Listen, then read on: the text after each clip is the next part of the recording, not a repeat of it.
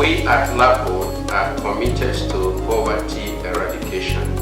We equally believe that the battle against poverty requires the effort of everyone.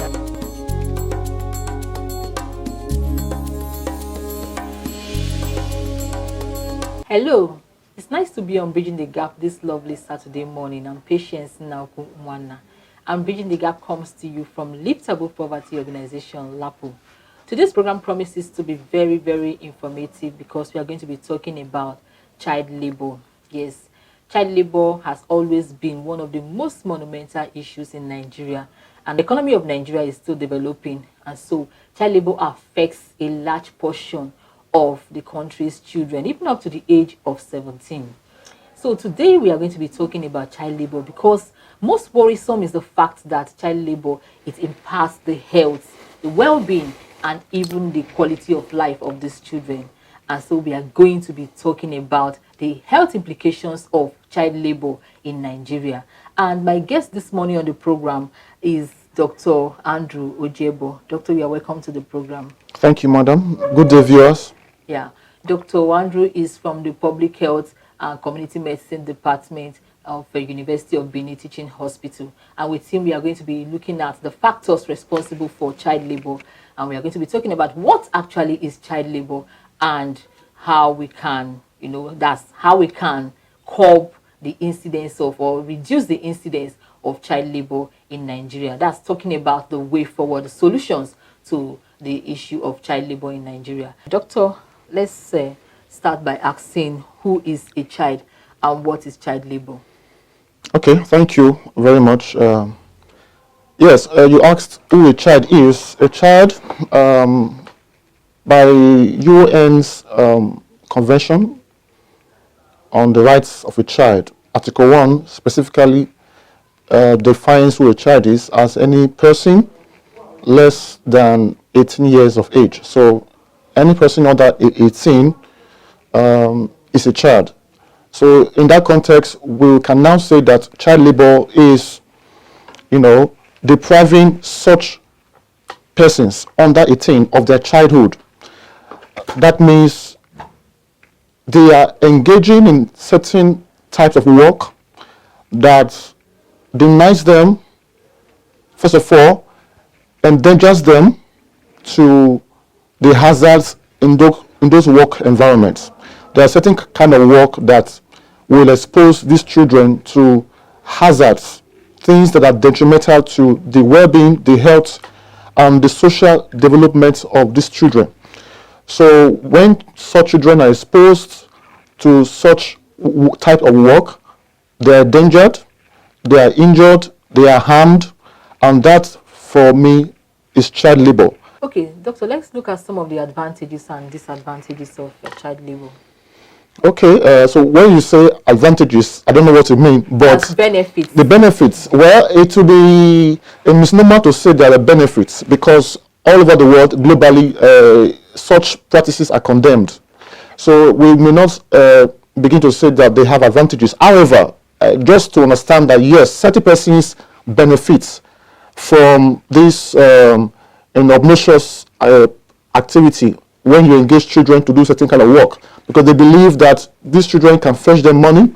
Parents send their children to go hawk and engage in certain work that they are not supposed to be working, and all in the bid to fetch money, to bring more money for the survival of the family. So that may be a benefit for the family, however wrong it is. Then there are certain persons who traffic children, to prostitute, to do all kinds of illicit and illegal, sexual, practices just to ensure that they bring money.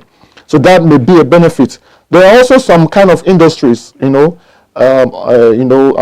industries that prefer to even employ younger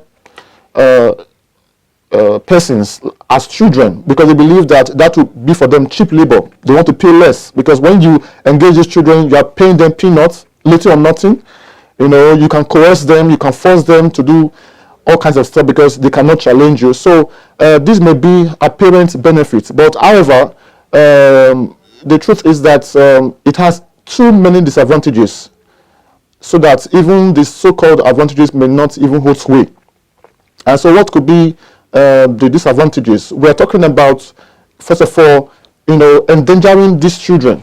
These children are supposed to be, the future leaders of tomorrow.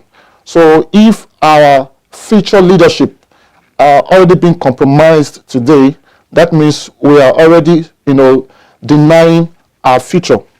All right, Doctor, let's have your final words on way forward. Yes, the way forward. The way forward is that globally we must all take action. We must all take action both at the international level. UNICEF is doing a lot in that respect, and other international agencies are doing their bit. But coming back to our country, Nigeria, because we know that out of the over 151 million people who are endangered in child labor, half of that percentage come from sub-Saharan Africa, and Nigeria showed us a lot of that. So we have a huge burden of children who are undergoing child labor, and so we must confront that. We must all wake up. It's a moral issue, it's a social issue, it's an economic issue, it's a legal issue, it's a health issue.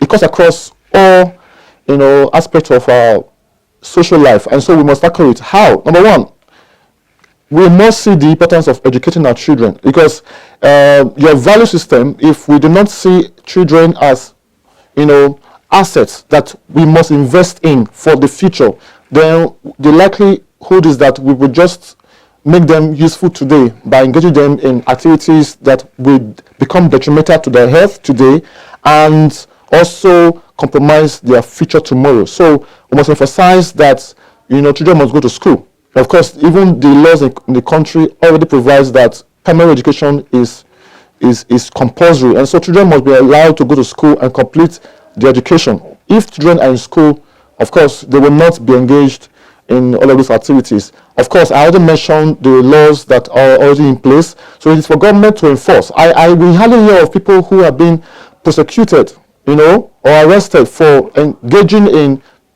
promoting child labor. People make a lot of money from this, unlawful practice. So we want to see governments and its agencies, through the appropriate agencies, prosecute offenders, because it's an offense. It's a crime.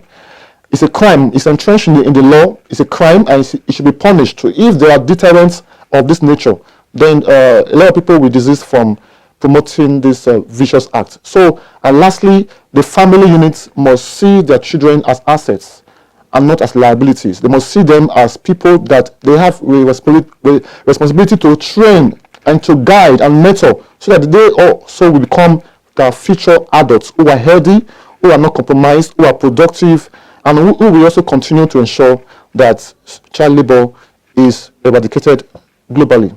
Oh, thank you very much, Doctor. Thank you. Yeah, thank you very, very much. All right, so we've been talking about child labor in Nigeria, the health implications of child labor. And before we round up, I'm going to read us a report from the International Labour Organization on child labor. At least 43% of Nigerian children are trapped in various forced labor despite international conventions banning it.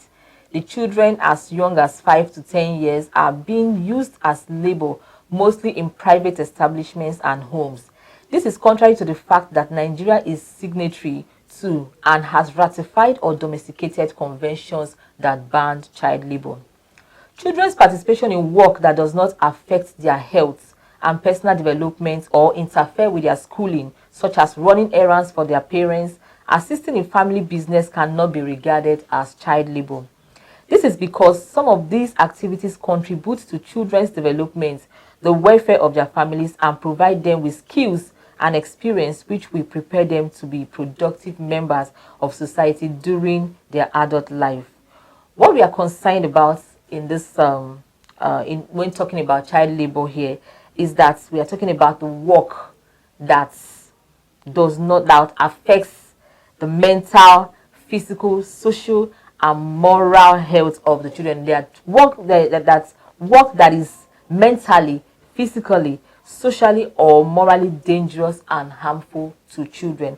That is what is regarded as child labor from this report, and that's how it's been on the program for today. If you are interested in being a part of this program, please, you can send in your comments and contributions through our social media platforms.